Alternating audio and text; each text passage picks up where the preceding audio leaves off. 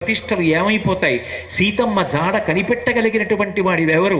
ఒకానొక నాడు నువ్వు అంజనాదేవి గర్భము నుండి భూమి మీద పడుతూనే పైన ప్రకాశిస్తున్నటువంటి అరుణారుణ వర్ణంలో ఉన్నటువంటి సూర్యబింబాన్ని చూసి తినే ఫలము అని భ్రమించి పుట్టినటువంటి పసిపిల్లవాడివి ఆకాశ మార్గంలో వెడుతుంటే బాలార్కాభిముఖో బాలో బాలార్క యమూర్తిమాన్, బాలసూర్యుడికి ఎదురుగుండా బాలసూర్యుడు వెడుతున్నాడా అన్నట్టుగా నువ్వు వెడుతున్నప్పుడు నీ యొక్క తేజస్సును చూసి రాహుకేతువులు భయపడితే రాహువు యొక్క ప్రార్థన విని ఇంద్రుడు బయలుదేరి వచ్చి వజ్రాన్ని ప్రయోగిస్తే ఆ వజ్రపు దెబ్బ చేత నీ ఎడమ దవడ సొట్టబడి పర్వత శిఖరానికి ఒరుసుకుని కింద పడిపోతే నీ